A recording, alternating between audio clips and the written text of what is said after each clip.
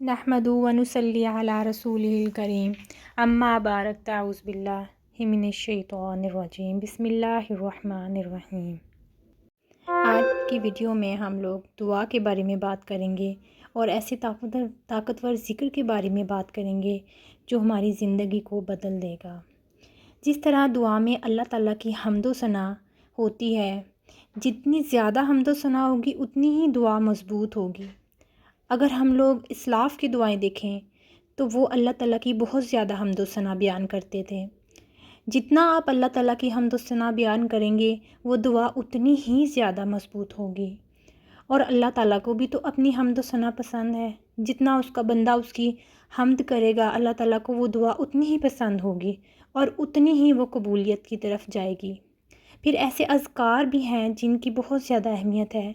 ایک حدیث میں آتا ہے کہ سبحان اللہ، الحمدللہ اور لا الہ کا ورد ایک ایسا ورد ہے جو کہ اگر کوئی کرے تو وہ عرش کے گرد چکر لگاتا ہے، وہ اللہ تعالیٰ کے عرش کے گرد چکر لگاتا رہتا ہے۔ یہ اتنا پاورفل ورد ہے اور یہ ہم عام روٹین میں ہی کر سکتے ہیں، چلتے پھرتے، کام کرتے، ڈرائیونگ کرتے، سبحان اللہ، الحمدللہ اور لا الہ کا ورد کرتے رہیں۔ اسی طرح درود ابراہیم کی کتنی فضیلت ہے، پھر استغفر اللہ کی کتنی فضیلت ہے۔ جو کوئی اللہ تعالیٰ کا استغفار کرتا ہے اللہ تعالیٰ اسے ہر مشکل سے نکال دیتا ہے۔ صرف مشکلیں آسان ہو جاتی ہیں بلکہ آپ کا دل، آپ کی زبان اللہ تعالیٰ کے ذکر سے تر ہو جاتی ہے۔ اسی طرح جیسے بھی ہمیں جو بھی چیز چاہیے ہو، ہم اللہ تعالیٰ سے اگر اسپیسیفکلی بات کریں تو ہمارا اللہ تعالیٰ کی طرف یہ ایک سیریسنس شو ہوگی کہ ہمیں کیا چاہیے۔ جس طرح حضرت موسیٰ علیہ السلام کو پتہ تھا کہ انہیں کیا چاہیے، وہ دعا کرتے، یا اللہ میرا سینہ کھول دے، یا اللہ میری زبان میں جو کمی ہے، جو لکنت ہے اس کو دور کر دے، میری زبان میں روانی پیدا کر دے۔ ان کو اپنے مشن کے لیے اپنا اللہ تعالیٰ سے دعا کی کہ یا اللہ میرا سینہ کھول دے تاکہ میں اپنے ٹاسک کو کرنے جا رہا ہوں، میں اس میں کامیاب ہو جاؤں۔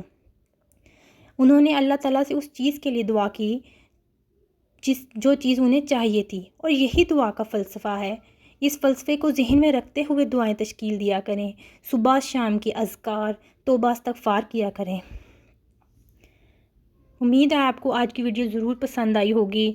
آپ ضرور سبحان اللہ، الحمدللہ اور لا الہ کا ورد اپنی زبان میں ہر وقت جاری رکھیں اور اللہ تعالیٰ آپ کی ہر مشکل کو کامیاب کرے گا۔ یہ بہت ہی پاورفل ذکر ہے جو بہت آسان ہے اور بہت ہی زیادہ کامیاب ہے۔ اللہ حافظ، السلام علیکم۔